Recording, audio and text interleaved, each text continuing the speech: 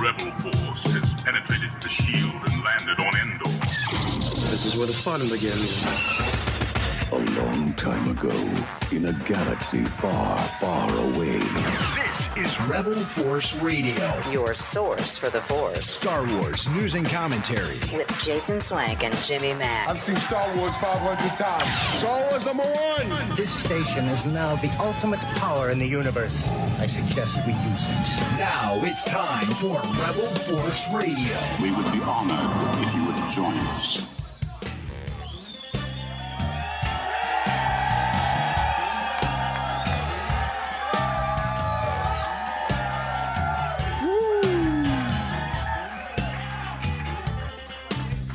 This is just like my basement at home. No different. Damn. What a crowd. Well, Star Wars Celebration Chicago. Star Wars comes home? Yes. I don't know. I have long since joked that since Jimmy Mack joined the podcast, like 12 years ago, 13 years ago, that things started happening Star Wars-wise in Chicago. Yes. You know, one of the big deals was George Lucas, the maker himself, married a Chicago native, Melody Hobson. Yes. And then he moved here. And I thought for sure I'd see him at Macy's, sitting there in that chair as our wives try on things in the dressing room, also known as the idiot chair. I look over, there's George Lucas sitting there. But he was all this excited. Here was George. He was getting married again. Yes. And he sold the company. And he sold. And he stopped making Star Wars. Well, he did, didn't he? Yeah, he did. He retired. So he retired. I'm out. But so I'm just asking the question about Star Wars in Chicago. Yes. And whether or not this is this a good thing? Is Star Wars in Chicago? What do you guys think? Yeah. Does Star Wars belong in Chicago? It's about time. Yes, we deserve it. We didn't get that damn museum, so at least we got something. Yeah. Well, how many of you here tonight are Chicago natives? Yeah, all right. We got a lot of Chicago natives. And I know you, Jim, you've been asked this a few times, but because you are a wily Celebration veteran. Veteran, yes. Yeah. And but now it's in your own backyard. Yes. What is that like? I can't imagine, being from the Cleveland area, Star Wars Celebration coming to Cleveland. Right. I mean, Solo in Ohio was weird enough for me. Because it was like, your normal life and then your podcast life like coming together. It was very strange. So what's this like for you? It's still sort of sinking in. Uh-huh. But it does feel like all of the other events, It has that same great vibe, the same feeling of passion and community, and a lot of the same great people that have been in other celebrations. It doesn't really matter where we're at. I'm sure it's convenient, but other than that, it just feels like the family reunion, You know what I like about it? What? I like about it that when you forget things, you're only like 20 minutes away from home. Yeah, no FedEx runs. Yeah. You have actually, Wendy has FedExed a lot to you over the, I remember one year it was a pair of jeans. Yeah, they got FedExed to you. My favorite. Yeah, you had to have those jeans. What's with those jeans? I like them. They fit well. Well, how about another hand for High Adventures Glenn Nelson, ladies and gentlemen? Great job, Glenn. You talk about, this being, I don't know, if we were to continue to number these, what celebration number is this? 13, yeah, 13. The lucky 13. All right. What's really incredible about this, and it doesn't get old, is the fact that every couple of years we can come together, and some of these folks, like Glenn Nelson, have been with us from the very beginning. And I mean, that's 12, 13 years ago that we started doing this kind of thing. And to be sitting here more than a decade later and have Glenn still sitting right here on stage with us and playing music, and like no time has passed. It really is amazing. So thank you, Glenn Nelson. Yes. Very talented. It's fantastic. You can talk. You got a hot mic. Well, I think back to that first time that I met you guys, and I was taking the airplane ride to Dallas, and I was extremely nervous that I was going to meet Jimmy Mack. Oh, please. And I'm not lying. And Jason I'm Swank. still nervous. And I was so nervous on the plane. I'm like, what am I going to say? I hope I'm cool. You passed the test, my friend. You certainly passed the test. Thank you, Jimmy. And thank you for saying that with my family sitting right over here. I appreciate it. Seeing Dad in a different light, aren't you?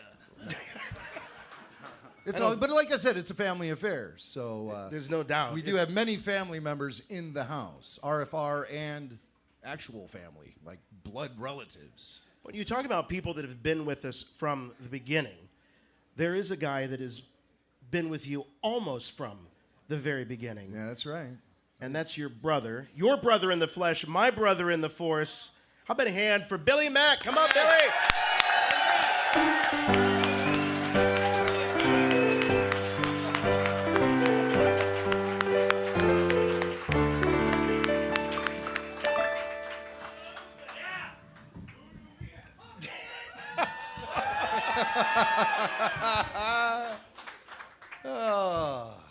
So, did you bring anything with you? I got this shirt. Let him warm up a little bit. Jeez, you gotta get to the climax so quickly, Jim. Yeah. Well, so at these celebrations, this is number 13. It's fun to kind of look back and reminisce about celebrations of old. And you guys, both of you, you go back all the way to Celebration 2 in Indianapolis, Indiana. Anybody here, other than these two guys, have been to the Indianapolis celebrations? 1, 2, 3. We've got Those are fun. Anybody been to that went to Celebration 1 back in 1999? That one guy. One lonely clap. People. Yeah. Well, you get the award. I don't know what it is, but you get the award. It's Chris Mock, by the way. Oh, is that Mock? Of course, Mock doesn't count. Oh, another guy. Oh, two. Wow. 3. Now, you'll get your chance, Chris. Yeah, don't strain your voice, Chris. Yelling at us. So, Celebration 2. You guys now. Jim had a reason because he was going there to cover the big event for his radio career. What was your excuse? What made you want to go down there? Well, I'm a Star Wars fan. I mean, me and Jim grew up Star Wars fans, and that was the first time I'd ever seen somebody dressed up as a stormtrooper. I mean that. Now you stormtroopers are a dime a dozen, but 501st. Well, I love you guys.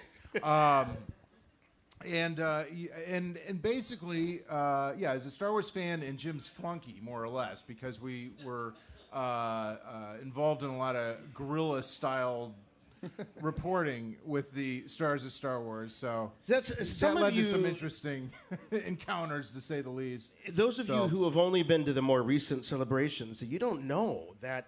I mean, it was like the Wild West. I mean, Autograph Alley, you would have all of the actors, with the exception of maybe the late, great Carrie Fisher, right? I think she was the first to be what they call tented in the autograph hall, where they put the the black around, Yeah. And then once Anthony Daniels saw her that she was tented, then he had to be tented as well. So they kind of ruined the whole thing. But up until that point, they would just sit at tables, and if there weren't lines for the celebrities at the time, you could just kind of walk up and have a conversation with them. And when you talk about the guerrilla tactics, that's one of the ways that Jim, you got a lot of interviews that way. Yeah. And sometimes they were very short, but yeah, Richard LaParmont here brings up some memories. Yeah. You don't have that audio, do you, handy? I don't. I don't have that. I don't have that. But this is going somewhere, I promise. Okay, going good. somewhere. But there was one bit of audio that was not planned. And I think, if I remember right, it took years for this to be unearthed. And now we got both of you right here. And not only that, but Jimmy's wife, Wendy, is right over there. Wendy, Wendy Snyder from WGN. And one other person that figures into this drama is Michael Mack. Now, stand up, Michael. Let everybody see you. There you are, Michael Mack. All grown up. Yeah. Go back to Celebration 2, however, and he wasn't the big, strapping, independent adult that he is now. How old was Michael at Celebration 2? He was 6. He was 6 years old. Yeah. And he goes to this thing. There's going to be like, 40,000 people in this convention center. And he walks in with his dad and his uncle. Yes. I mean, what could go wrong? Right. It's a very responsible duo, yeah. That was until Barry Holland, who was an Imperial officer in Return of the Jedi, he was signing autographs for $5 a piece. So that distracted me, and I went over to get that $5 autograph. I mean, come on, could you imagine $5? You almost traded your own son for $5. Well, when I returned, actually, Bill approached me while I was standing in line. And I noticed Bill was without an item that we had walked into the building with, and that was my son, Michael. I'm never going to live this down. And then Bill says, well, I thought he was with you. So I got my autograph.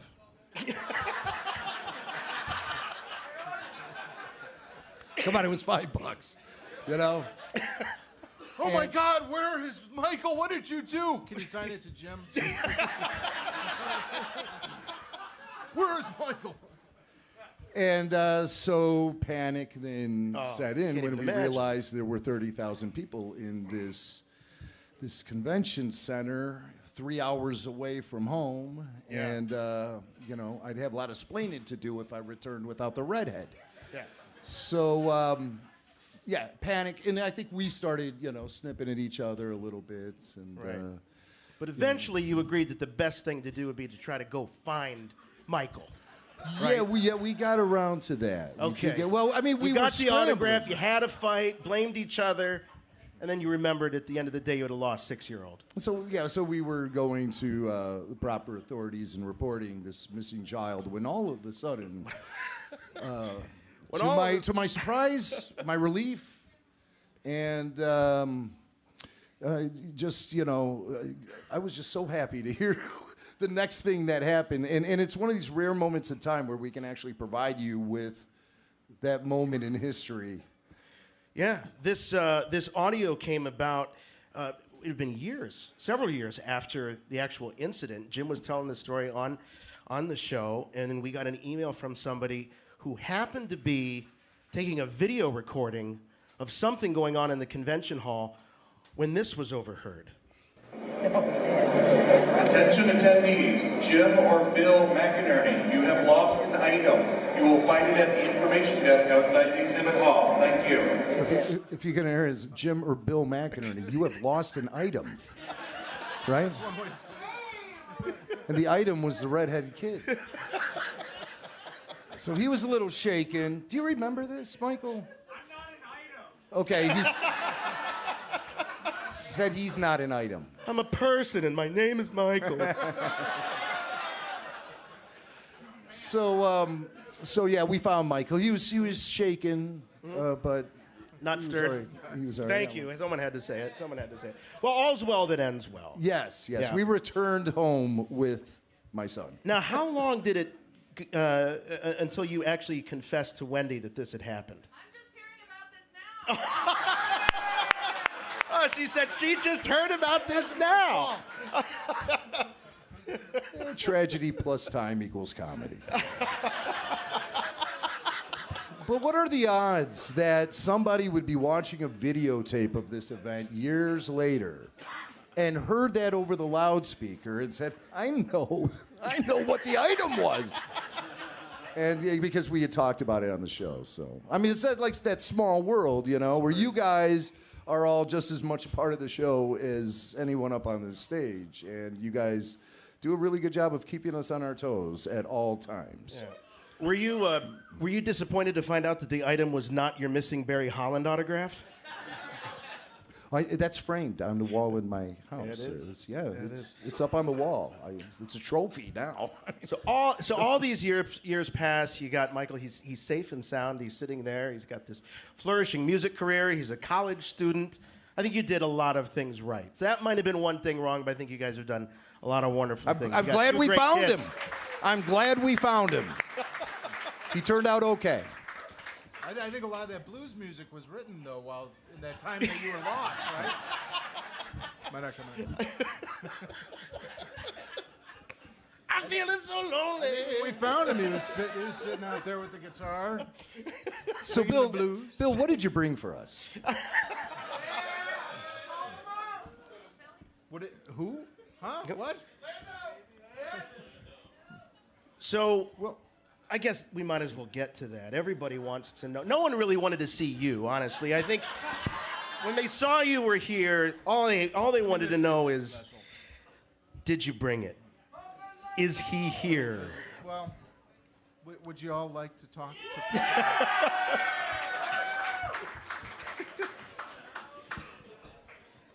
Are you sure you want to talk?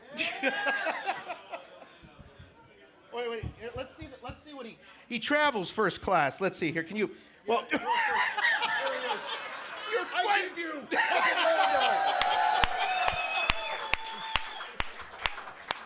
It's the circle of life. You held him up like boom mic for me on Simba.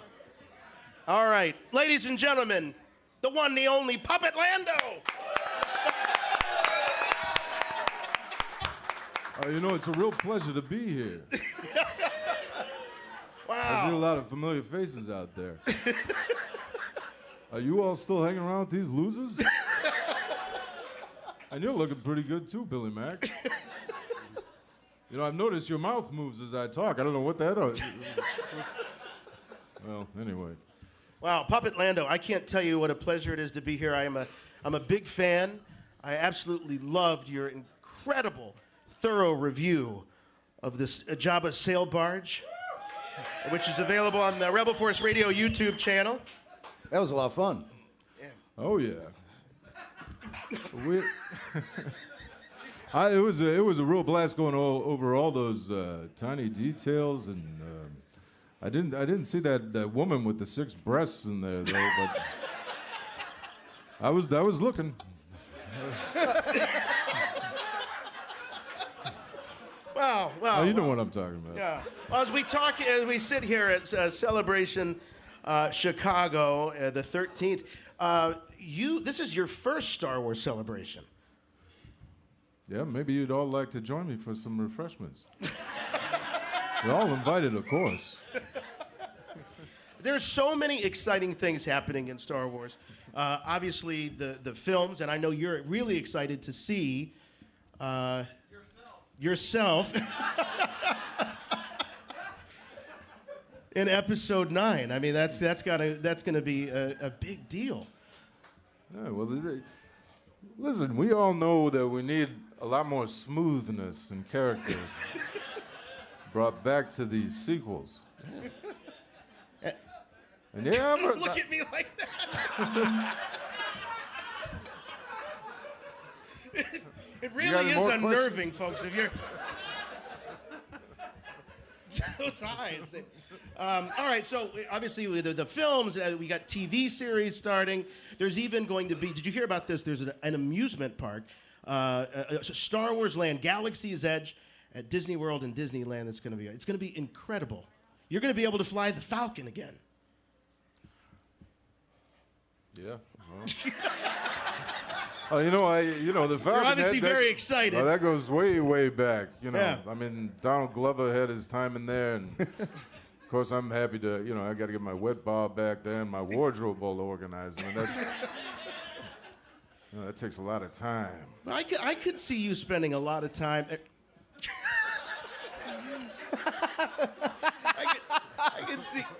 I could see you spending a lot.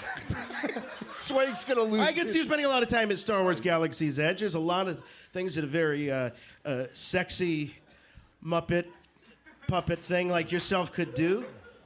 I know that you're very excited about Oga's Cantina that's opening up, right? There's an entire mix of unexpected flavors. I don't know if you heard space-worthy colors. I'd like to tell you about him, actually. I would love to hear about him. Would you please? Hey, Piano Man. Right away. Hey. Papa Lando. Oh, yeah. Give me a little. There we go. Oh, yeah. Hey, maybe slow. Hey, slow it down just a little bit. Yeah, that might be a little too. Maybe something like a little more dinner jazz, you know? Maybe not so. Yeah, something really bluesy, jazzy. Little something smooth. Just tickle those ivories for me, would you? Think of something smooth. Tickle the ivories. Nice and smooth. Yes, like a Colt 45. No, I don't have one for you, Lando. You know that works every time. It does. It does. Rule number 1: never run out of Colt 45 malt liquor. Can we lower the volume on the keys, maybe just a little bit? There we go. All right. Hey, yeah. So, what are they serving up at these cocktails that are going to be available now at Disneyland Star Wars Galaxy Edge? Let me tell you, Jimmy Mac. We got the Orange Outer Rim. This is a galactic twist on a margarita with a black salt rim. And the citrus-based Fuzzy Tauntaun.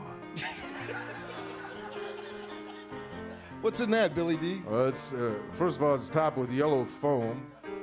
that kind of reminds me of those vintage trash compactors. Oh yeah. But these are two of the brightest and most exciting concoctions to be found at the Star Wars-inspired bar and lounge. But there are plenty of other boozy secrets in store. Let me tell you about those. We got the bitter grapefruit Jedi mind trick. It's not going to work on Jabba, but it serves up surprises with its sweet, turned, savory botanical transformation. Oh, I know you want one right now.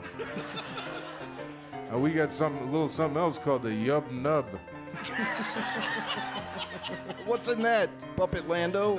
Oh, this pairs, what we got here? Passion fruit with rum punch. And this is guaranteed to knock Wicket the Ewok right on his keister. Oh, and now here's my favorite, the Bespin Fizz. Yeah, that's right, I said Bespin. You know, and I'm from Cloud City, so that makes me a Besbian. So the Bespin Fizz gives the Cosmopolitan a shimmery, bubbly twist. Early risers will cherish the bloody Rancor. Yeah, that's you like that. That's a spicy lemon pepper number. It's kind of like a Bloody Mary with a meringue bone garnish. This is a reference to the Star Wars film that I was in, which you might remember called Return of the Jedi. Yes. Some of you may remember my little maneuver at the Battle of Ten Nab. No, I don't think so. That was going to be in the second solo What do you movie. think, Billy Mack? I think if I have some of these cocktails, I'm going to be doing all kinds of maneuvers. All right, how about one more? Is there one more drink we can hear about? Well, Jimmy Mack, we're still waiting on the details, but we got stuff like Jet Juice, the T16 Skyhopper, and a Dagobah Slug Slinger. So you get a few of these drinks in you, and you're guaranteed to have an intoxicating time at the Galaxy's Edge. Well, thank you very much, Puppet Lando, for For giving a preview of the cocktails we'll be able to imbibe upon at Star Wars Galaxy's Edge. Very good. I hope to see you all there.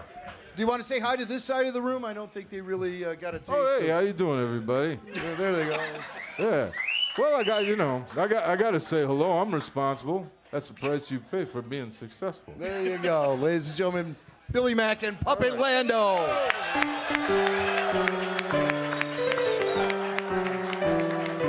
Wow. It's just like being there. It's just like being on Cloud City, isn't it?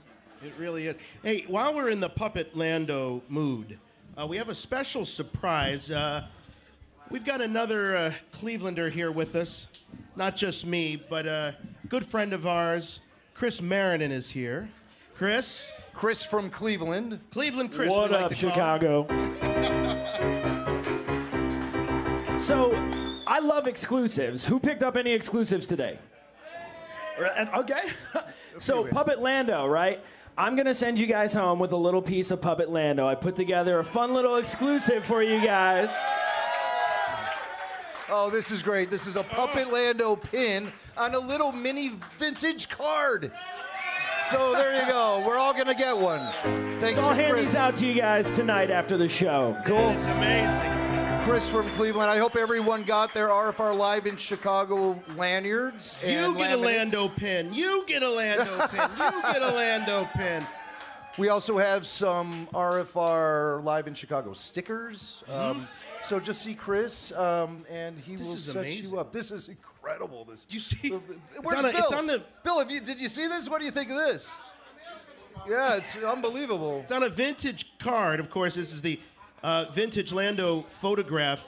And do you notice that Puppet Lando has been superimposed over the real Billy D's head? Yeah. You got Boba Fett, Darth Vader, and Puppet Lando. It said, this deal keeps getting worse all the time. Scene. And there it is with Puppet Lando in there. Maybe we can coax George out of retirement for another special edition. A very special edition. The Puppet Lando special edition of Empire Strikes Back. We're going to keep things all in the family for a little bit longer, if you don't mind, and bring up someone. We've only had Wendy on the show one other time. Oh, that's not true. Because there have been times when you weren't on the show and Wendy was. If I remember some RFR meetups in Orlando at Disney Star Wars weekends, Wendy was always there to jump on a microphone and provide us with really a carbon copy of Frank Oz's Yoda voice. It's the most impressive. So now you're going to have to do it. I only had the pleasure of sitting in on the show with Wendy one other time. Okay. Okay? All right. All right. We've got her here tonight from WGN. Ladies and gentlemen, the great Wendy Snyder.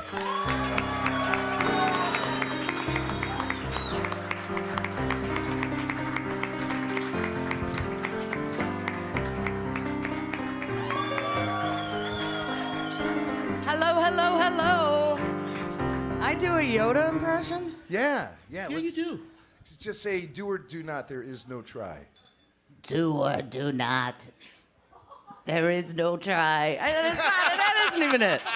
I can't do it. Don't make me do this stuff. I love Salacious Crumb. Well, I can't do it, though. It is great to have you, and thanks for filling in, apparently, on all those shows that I wasn't on. It was fun. Okay.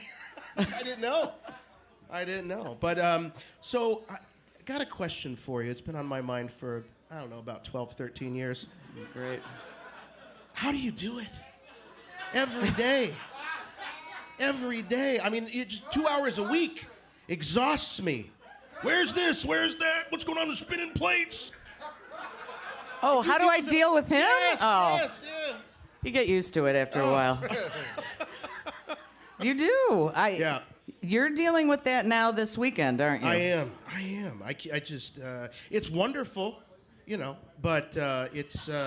There was a time when I was head of a department, and so I tried flexing my muscles, saying, no, I am the head of the department. And somebody said, well, you don't manage anyone. You're the only person in the department.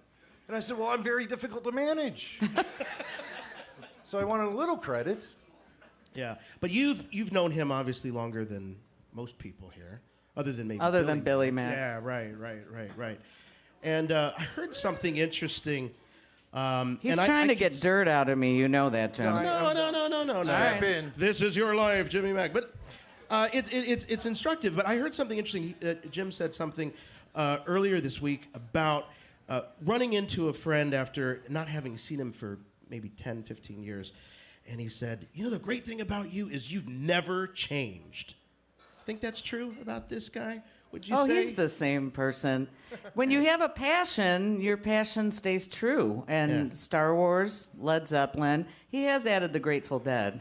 You know, that's fine. Yes. That has ratcheted up a little bit over Yeah, the that's last couple just of pumping years. up too much, dude. You know, they're the two biggest San Francisco-based fan franchises, Star Wars and the Grateful Dead. So I support them both. Star Wars has more songs than the Grateful Dead. There's just one long song. I like the Dead, don't get me wrong. If you're into a jam, that's what you're gonna get. When you go to a Star Wars movie, you light up a lightsaber. When you go to a Grateful Dead concert, you light up a... Now you're calling it a lightsaber? So how long was it that the two of you knew each other before you knew what a Star Wars fan he was? Does he lead with that? No. Yeah, I'm Jimmy Mack. I'm a big Star Wars fan. I had not seen Star Wars when we started dating. This is true. Is that going to be a groan? No, good. No, All right. it was great, though, because I got to sit her down and show her the original trilogy when she'd never seen it. I loved it. I said, sweetheart, things will never be the same between us after this. And she's like, no, it's just a movie. Just a movie. But to me, it kind of, I love seeing all you guys out here. I love that you're loving what they're saying, their podcast, Rebel Force Radio. You guys get into this, don't you? That to me is so exciting.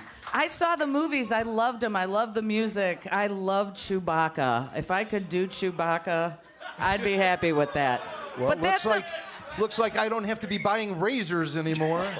I'm going to be cultivating a whole new look, you guys. I will say when I first started dating you, you had a mullet much like Chewbacca. Yes.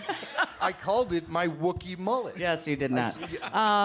But I just, I love the movies. I see them once, maybe twice, and I can move on. But that's not I enough. love, the one thing that's in this room is passion. You find something you love, passion, man. There you go. I'm proud of you guys. Well, that's, I think, why everyone's here. And to spend a lot of money. You know, passion ain't cheap, let me tell you. Passion ain't cheap. Yeah. But I didn't know he was that much, and you weren't that much into Star Wars when we first started dating. Well, you know, there has been a little something of a revival since 1994. You know, 2 trilogies now, other movies, animated shows, conventions. When did the Star Wars room come to fruition in our house? Oh, that was an evolutionary process, of course. Did it start out as a Star Wars corner? Closet. Closet. Star Wars Oh, closet. okay. I gave him a closet. Because you could shut the Yes. door, right? That was the okay. Yeah, but I Right. came out of the closet. Yes, you did. Yes, I did. Took over the whole room. But The best room of the house, too. It is a The nice boys had to share a room, but you have a Star Wars room. they do it for the wars. They do. You know, and they take a certain amount of pride about it too when they show it off to their friends. I was always able to trust the boys because they policed it very tightly and wouldn't let those kids touch any of those toys. That's the thing about toys. You can't let kids get their grubby little hands on toys. But That's you not act- what they're made for. You did let them play with the toys, but you treated it like a library. Yes, you can only check out a certain number And you couldn't get a new one until you returned that right, figure. if you've reached maximum. And then there would be penalties and fines for missing accessories and what have you. But I will say it's the neatest room of our house. Not neat, cool, but neat and tidy and organized. And cool. Yeah. It's the coolest room of the house. It's obsessively It's obsessive. curated. It's we'll obsessive. We'll say. But now, you having this incredible career in radio for many years. 33 years this 33 August. years. Yes. There aren't a lot of people. And radio is, especially when Wendy started out, it was a total boys club. And you kicked down that door and you didn't let anyone hold you back. You always knew exactly how you wanted to do it, the way you wanted to do it, and you never let anyone veer you off of that focus and direction. I'm so proud of you for that. Thank you. Yeah. Thank you. So in your profession, you get to talk to a lot of people, interview a lot of people. Do you remember the first time you might have spoken to someone from Star Wars And did you sort of lean on Jimmy for a little coaching on how to approach that interview? We had my partner Bill Leff and I were working on Q101 doing mornings, and we had Peter Mayhew. Chewbacca. Come on, be impressed that I know his real name. Peter Mayhew. I can't. Jeremy Bullock. Oh, Yes, it was Jeremy Bullock. Boba Fett. Boba Fett. Will you give me a chance? I found the cassette of it in the basement. No, this Listened is how to the it last coaching weekend. went, right? Uh-huh. It's Jeremy No, but Bullock, babe. I did ask him for help, but my partner Bill is a fan of Star Wars as well, not like you. And we pitted them up against each other with Star Wars trivia questions, and Jeremy Bullock knew everything. Peter Mayhew knew nothing. He didn't even Peter's attempt in it. town. I hope this doesn't get back to him. No, I loved him. Yeah. He was awesome, but he's like, I don't know. And Jeremy was like, ding. I'm like, there's no buzzer, you know? He just was so anxious to answer. But that was really fun with them, and that was probably the first introduction into Star Wars people. Yes, yeah. And you roll with the flow really well, I gotta say, when it comes to all of my obsessive prattling on about it and everything. And you speak the language, too. More than you'd like to, I think, sometimes. But How could someone help but, kind of soak some of it in? Through osmosis. Exactly.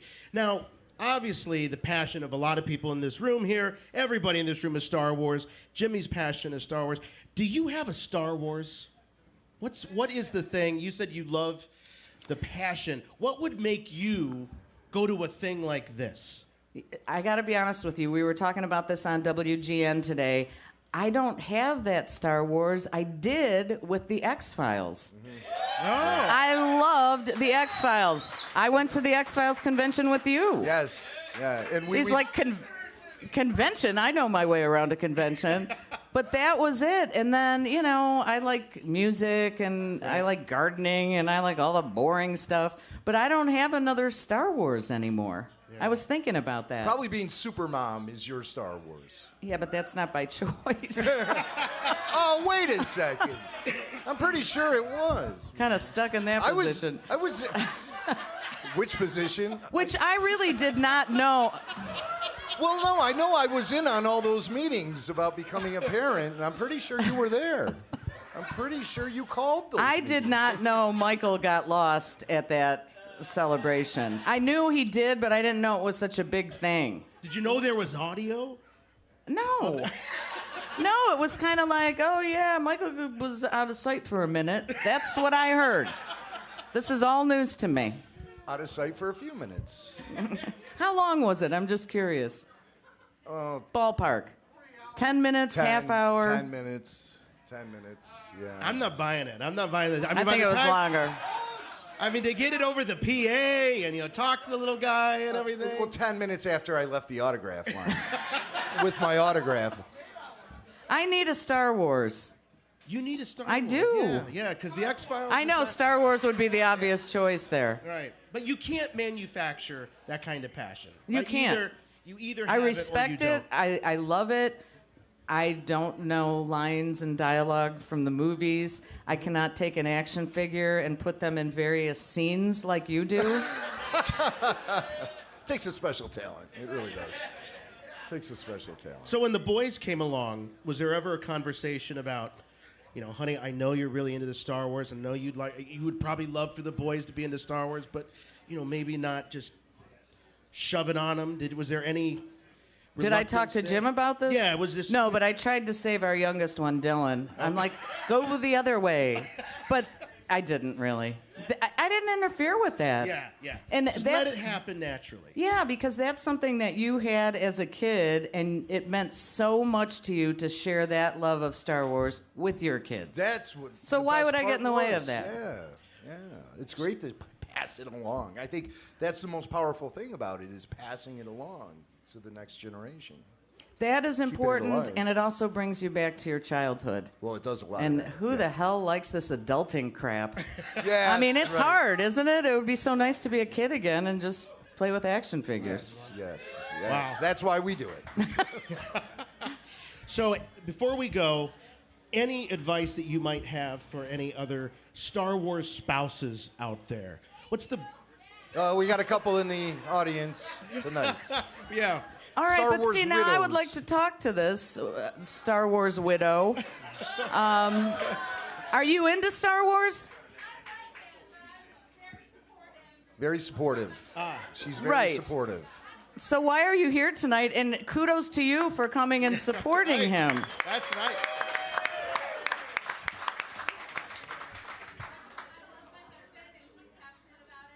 See? I love my husband. He's passionate about it. I want to support him. That's what it's all about. It hurts no one, man. Right. You know? Yeah. There could be worse things. Right. You think of the alternatives. Yeah, I'm glad you're into Star Wars. I think I'm we're a all Star glad. Wars. Ladies and gentlemen, the great Wendy Snyder. Yay. Thank you so much for coming. Thank you.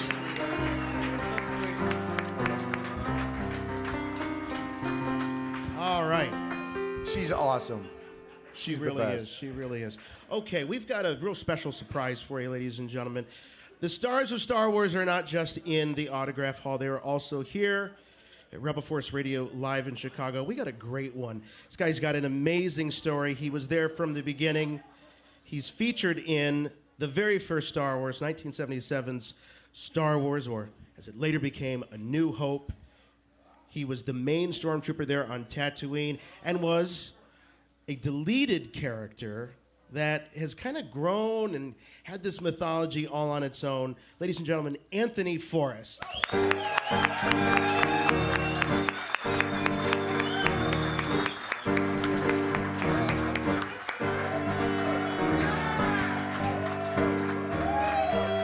The original Sandtrooper. Wow. So here we are. Here we are. Here we are. Now, Rocking the there's house. four of us on stage right now, but only one of us actually acted in a scene with Sir Alec Guinness. Yes, out in Tunisia. Everyone knows the scene. Yeah.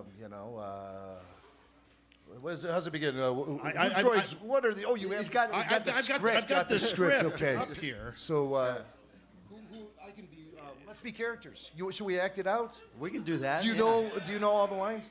Do you still remember your lines? Well, I didn't have to remember. I didn't have to remember. Your character's lines, yes. Alec Guinness was feeding me the lines. It was like. Oh, he was? Yeah. All right, so, okay, all right. Yeah, it's like, he says a line and I say the same line Okay, back well, at him. so that's what we'll do.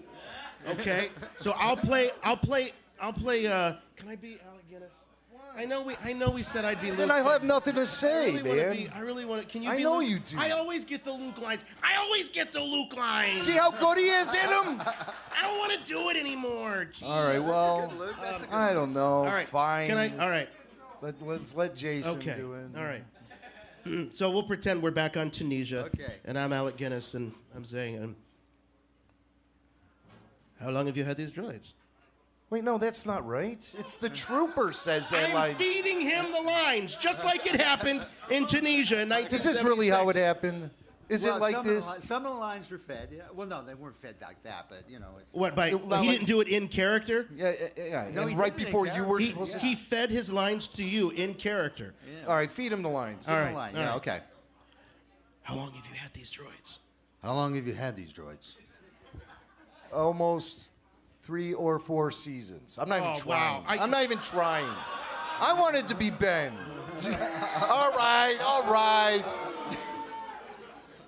Almost 3 or 4 seasons. There. A little higher. A little higher. A little higher, just a little higher. They're for sale if you want them. Let me see your identification. Let me see your identification. You don't, You don't need to see his ID- identification. No! I'm the ghost of Obi-Wan. We don't need to see his identification. That's your line. We don't need to see his identification. We don't need to see his identification. You want to do it? Who am I? No, I'm Luke. Oh. I'm These thinking aren't the about droids you're looking for. These aren't the droids we're looking for. That's legit right there. That's legit. He can go about his business. You can go about your business. Move along. Move along. Move along. Yeah, there it is. The original Sandtrooper. They're recreating Star Wars history. Now, of course, he was feeding you the lines. You're supposed to repeat what he says because he's messing with your mind. That was all part of the We plot. just turned a 2-minute scene into a whole movie. Yeah, well, it could have been. It could have been. It could have gone on for 3 or 4 more seasons. I have to say that, the first Star Wars interview I did, it was with you. Wow, I remember that. That was Wizard World Chicago. World, yeah. I want to say like 2008, 2009, maybe even before that. I think it was 2008. It was after Celebration in Los Angeles, and then I came to Chicago. That was the first. That was the first real Star Wars interview I did. Wow, real Yeah. Star Wars. Yeah. Wow, that means a lot to me. It's all up from there, I guess, right? Yes. So now we're here again. Now here we are. Yeah. Here we so, are. So at what point did you decide that, okay, so I have this credit. I did this movie. It's one of the biggest movies of all time. I should go out and start talking about it. Why did it take you so long to go out and actively engage and talk about your experience? Why? I'm in Los Angeles, right? And I'm driving through downtown LA, and I see this billboard, and it says Star Wars Celebration Los Angeles. And I go, hang on a second, I was in that movie. From inside a Stormtrooper helmet. And so I had a producer I was working with at the time, and I went back to her and I said, there's a convention coming to town, and maybe we should find out about it, see what's going on. So she did. She contacted Official Pics, and they did a background check. It was kind of like joining the FBI or something like that. And really? Oh yeah, they contacted Lucasfilm and they said, "Do you know this guy?" and etc. And George cleared it and said, "Yeah, you can invite him along." Wow. And that's how it cool. started. Yeah. So there was a vetting process to make sure you were who you said you were, because you were a helmeted character in one instance. Yeah. I got lucky that there was a lot of shots where I don't wear the helmet, behind the scenes shots. And I have to say, this is one of the things for filmmakers and that one of the great contributions that Gary Kurtz gave to the original Star Wars in terms of that he was there with his camera documenting everything. And if it hadn't been for Gary, so much of what we see today in terms of the fantastic behind the scenes shots from the films are down to him. Yeah. He actually taught a great. Today, it's one of the lessons that I've learned was from him, is the fact that when you're doing a production of any kind, document it. It is so important to have all those photographs and the stories and all the behind-the-scenes notes and everything, so that people can see actually how it all came together. Yeah. Because people are fantastic. They love the idea of knowing all the stories, how it turned out and what happened and things like that. But for a film that, while it was being produced and made, there was so much. People just didn't know what to make of it. There was no one had any idea that it was going to be such a hit. So for him to have the foresight to record all of this stuff, because at the time, Well, he was an avid photographer, but it was part of, I think, part of his passion as well. He brought his passion to that side of it, and so it was, it's a huge contribution just to the Star Wars community and just to the history of Star Wars. Right. And we of course lost Gary last year. Yeah. And were you guys able to reconnect then through the conventions and everything over the years? Yeah, there was a couple of occasions where in Dallas we reconnected and the conventions and things. And again in Los Angeles there was a screening for the Academy of Motion Picture Arts, and there were a lot of people who were the Academy Award winners were there, and actually Alan Ladd Jr. was there. Yeah, well, there's actually the documentary Laddie was just released. You can see it on Amazon Prime. Right. And the first thing you hear when you start that movie is myself and Steve Glosson talking about Alan Ladd Jr. on Rebel Force Radio. That's cool. It was amazing. Yeah. That project has been underway for years, produced by his daughter Amanda. And so I'm so happy to see it finally see the light of day. And for those who don't know, Alan Ladd Jr. was the executive with 20th Century Fox who gave the green light to Star Wars. So everyone in this room, we kind of owe Alan Ladd Jr. a little bit of gratitude. So check out that documentary. It's on Amazon Prime. You can see it now. So we can actually watch the film and see you acting with Alec Guinness, and we can kind of imagine what it was like being there. But for some of those deleted scenes that maybe not everybody has seen, is there anything you recall from that? Was there anything that while you were working on that you thought made you think that maybe this is something that wouldn't end up in the final film? Was it something that seemed really important at the time to shoot and part of the story? Well, I try to take a philosophical view to it. The fact that as an actor, you know that not everything's going to end up in the film. Mm-hmm. The original screenplay is running 142 minutes or 142 pages, which is going to equate to 142 minutes. If a page is 1 minute of film, then you've got an awful long film, especially for those days, and even today it can be. So I was disappointed when I first saw it. I saw it in London at the Marble Arch Theatre. There's a cinema there where they had a screening for some of the cast and crew. And so I was disappointed at the time, but at the same time, I kind of lucked out because I also played the Sandtrooper. Right. So it's like, you win some, you lose some. Right. So for people who don't know, Anthony was hired to play Luke's friend, Fixer. Yeah. And in the Anchorhead scenes, right? And you can see these deleted scenes now on the Blu-ray. But he's in there with some of Luke's friends. You had Cammy and Biggs! Yeah, Biggs, yeah. And what were you guys doing? You were shooting stick. You were playing pool in the back there of the shop? I didn't pay too much attention to what they were doing. Yeah. I had Cammy on my lap. Yeah, okay. I mean, let's... And so I think it looked more like an air hockey game. Oh, okay. Yeah, it's hard to see. Yeah, it's kind of more like an air hockey game, I think they were playing. And Cammy was on your lap, and she was played by Koo Stark. Yeah, yeah. And didn't she have some kind of background as an adult entertainer? Yeah, also she had a relationship with royalty.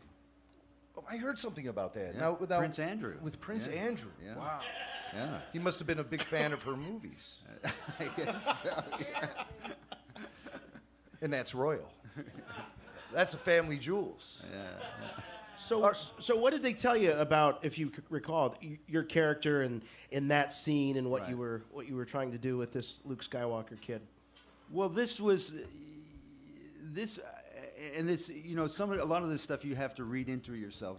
George does not necessarily tell you what's going on in his head. Mm-hmm. He's a great visionary, and which you were talking about passion before, and it's his passion that actually made Star Wars what it is today. Really, I mean that's because he was fighting for that film all along. I mean, he had to fight tooth and nail to get it from stage A to Z, and that's real dedication. Because he could sense. I mean, with the Sandtrooper costume, when they put it on me at first, he didn't wait around for people to come and adjust anything like that. He started doing it himself. Let me get this codpiece straightened out here for you. Well, George, you're spending a lot of time down there. Almost got it just right. You can get off your knees now, George. Yeah. But it was really there was we're out of the desert, and so he was actually getting handfuls of sand and putting more of it on me. He said it's not dirty enough. Right.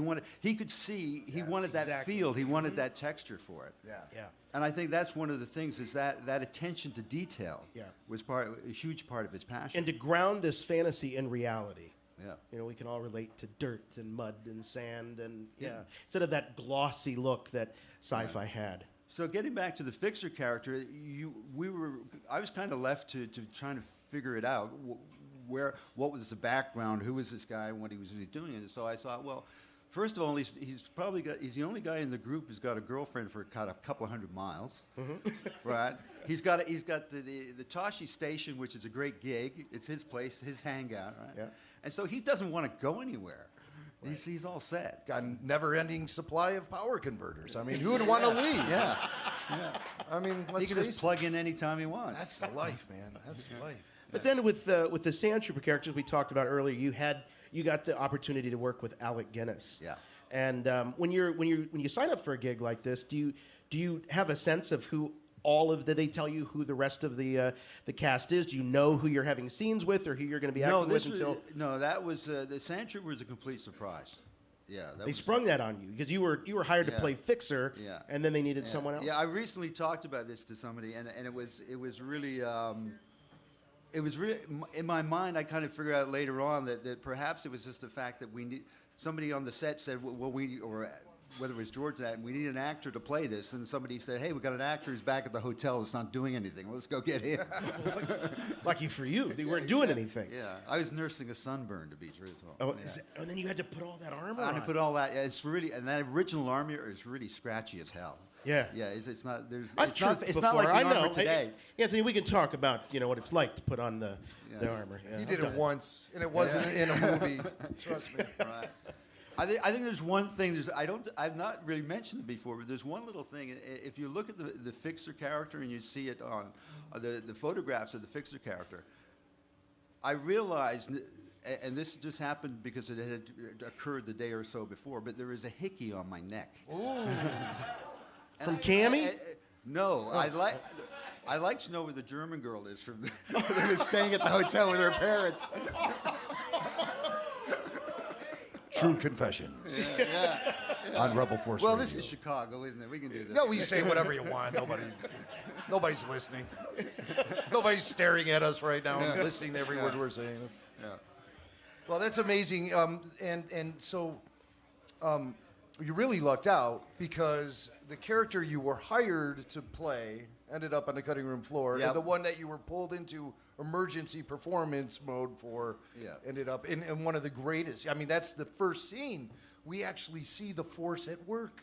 And we see Obi-Wan doing the Jedi mind trick, and that's the first time I believe It is. Yeah. I mean, Vader doesn't. I mean, picks the guy up and chokes him, but do you need the Force to do that? Maybe with one arm. I think one of the things that I always remember is the fact that how in touch with that moment Alec Guinness was, and knowing that you have to. This is the first time you actually experience this, and so we really have to sense that. And so it was he took it. He was very patient with the scene, wanting to make sure that you actually had that sense of that power. Wow. Yeah. Because it's what you call it in film a magic moment. Yeah. You know, they always say there's about 6 moments in a feature film that make it successful or not. And those are the 6 moments where the audience walks away and they are able to tell their friends about the film. And you go, it's like you go to school after the weekend, you've gone to see the movie, and then you go to see your friends at school, and then you tell your friends, oh, you got to see this film, and those are moments you can tell your friend right off the bat. Yeah. Yeah. And those are magic moments. Those are magic moments. Yeah. And you were in really the first big magic moment. Yeah. What do you think happened when Luke and Ben and the droids, they pulled away from those troopers? Do you think the other stormtroopers went up to you and said, what are you doing, man? What's the matter with you? Yeah, I always say, well, if I'd stopped them, the film would have ended right there. The man who saved Star Wars, ladies and gentlemen. Good job, man. So thank you so much, Anthony Forrest. The original Sandtrooper, Fixer from the deleted scenes from Star Wars A New Hope. Star Wars royalty. And Anthony is signing this weekend, so I don't know. Are tickets still available to get Anthony to get your autograph and photo ops? He says he thinks so. So definitely pay Anthony a visit this weekend at Star Wars Celebration. Yeah, absolutely. All right. Let's get deep. How about that? You want to get deep? Let's get deep. When we get deep on Rebel Force Radio, we like to get under the hood of what makes Star Wars, that gives it that primal mythology that tickles all of us in the right places. We turn to one guy, and he's here tonight, our Jedi Yogi, the mythological blueprint master, John Marcoux. Yes.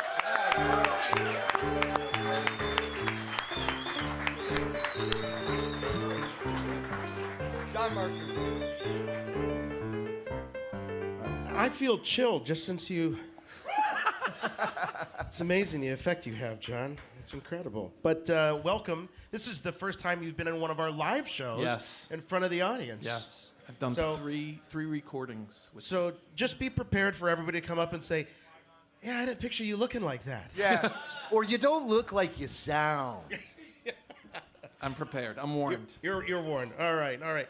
Well, you've joined us to talk about the mythological blueprint of The Last Jedi. Luke Skywalker in The Last Jedi. Right. In particular, that film, and as well as Solo. And that is something that a lot of listeners were surprised by because they don't think of Han as having that hero's journey. But you really corrected that.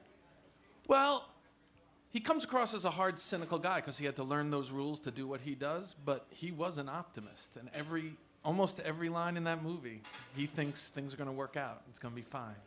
But it's in such contrast to the characterization of Han Solo. So it makes him so compelling. Yeah, because he's almost at conflict with himself. Because he acts one way, but he says something else. All the best heroes are, until it resolves. Right. So, John, as you look out on this audience here in front of us, I was wondering if you can apply and break down the mythological blueprint of RFR Live in Chicago. Yes. A gathering of Star Wars fans from all over the place. It's a rowdy crowd. You know, there is a mythological tradition of the gathering of the tribes. And I probably would have, before coming here tonight, pegged them for a different crowd.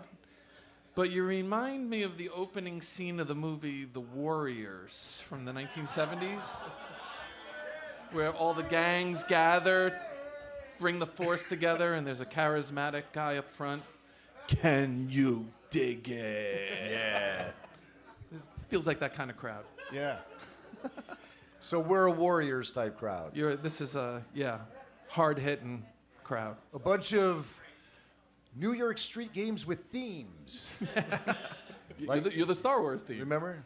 So we'll be, doing the clink on the bottles later tonight. Remember that from the Warriors? Sure Come do. out and play. One of the 6 major moments of a film. The bottles from the Warriors, that's the moment. So, John, you are best known to me as my neighbor. And I knew I had to have you come on the show when we went to see The Last Jedi. That's when it broke. And the car ride back That's when it was broke. more mind-blowing than anything that happened in the film, quite honestly. And that's not a knock on The Last Jedi. It was just a very compelling breakdown, and I wanted to share it with you guys. But you're also known as someone who is a fan of Star Wars, yes, but you're also a fan of the great Bruce Lee, and you've written a book about Bruce Lee. Yes, I have. And in your own way, I think you consider Bruce Lee to be a Jedi Knight. No question. So kind of tell us what the Jedi-like qualities of Bruce Lee are. Well, has anybody here read or seen his movies? You may have heard of Bruce Lee. I mean, the training, he's 99% training. What you see on film is just a flicker. This guy put it in all day. So, I mean, it's in the swamps, with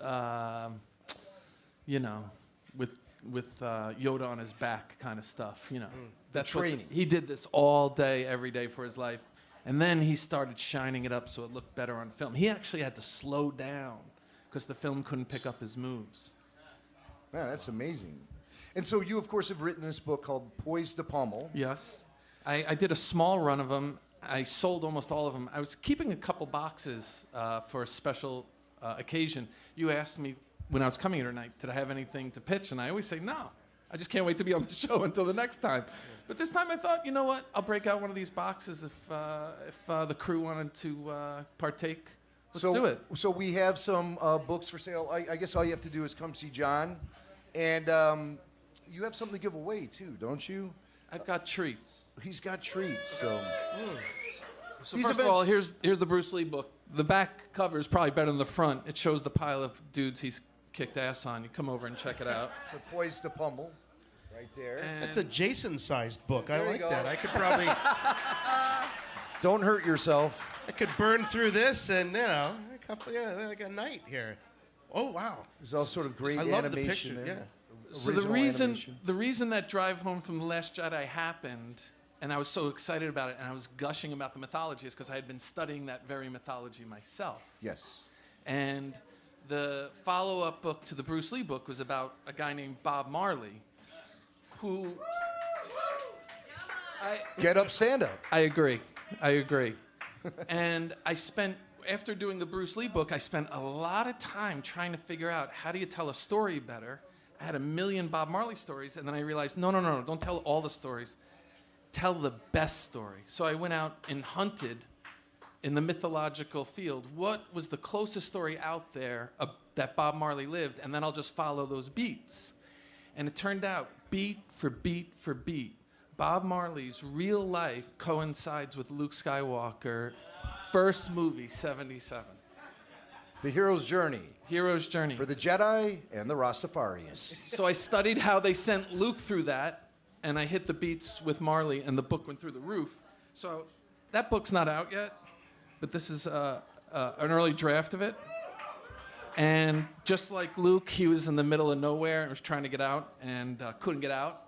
He met an old man who taught him about the Force. They called it the Earth Force because Rastafarians are very in the dirt, but it's the same exact thing. And then yada, yada, yada. At the end of the movie, Marley knows he's only got one shot left. He's about to die. And he goes into the recording studio for the only time in his life and told the reggae band to sit down. And he turned the computers off. And he went in with an acoustic guitar.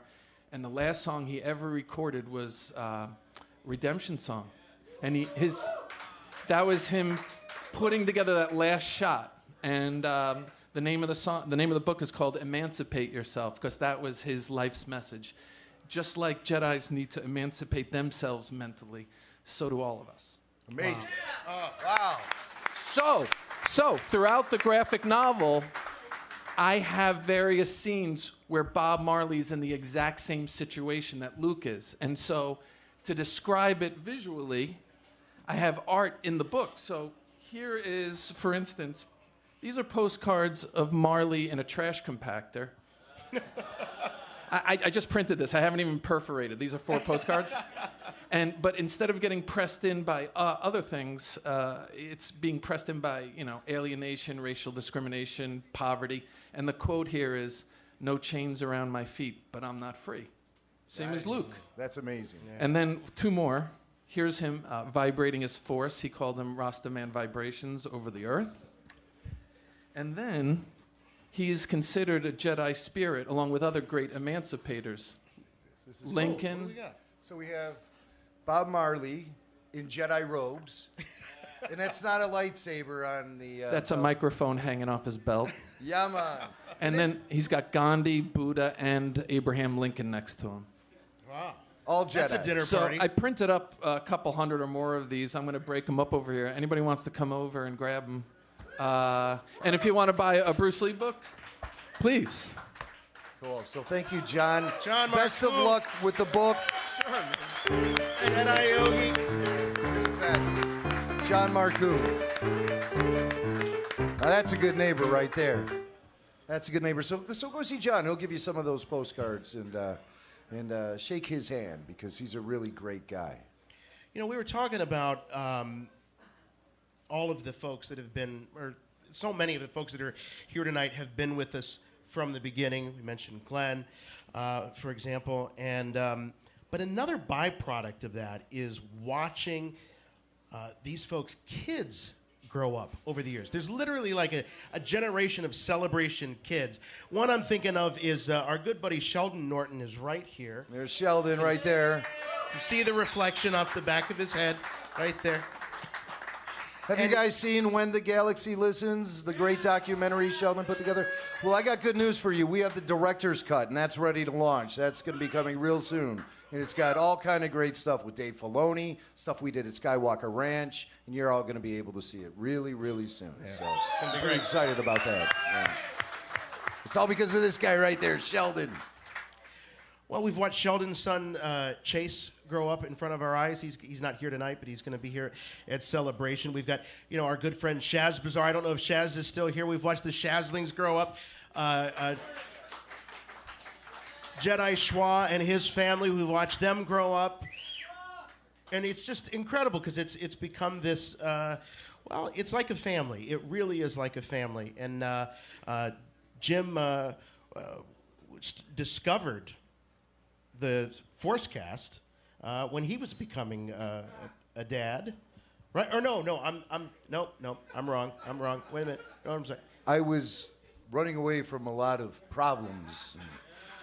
So I found Jason, and I was. You were going to the hospital. I thought it was these commutes to the hospital. It was when he had knee surgery. Okay, knee surgery, child. I mean, Wendy was it's a lot of pain. Wendy wasn't. She was on afternoon drive radio at the time, so I had nothing to listen to on my commute home. So I punched up this guy and Pete Nadel talking the wars. Next thing you know, a week had gone by, I listened to everything they did and said, I want to be a part of this thing.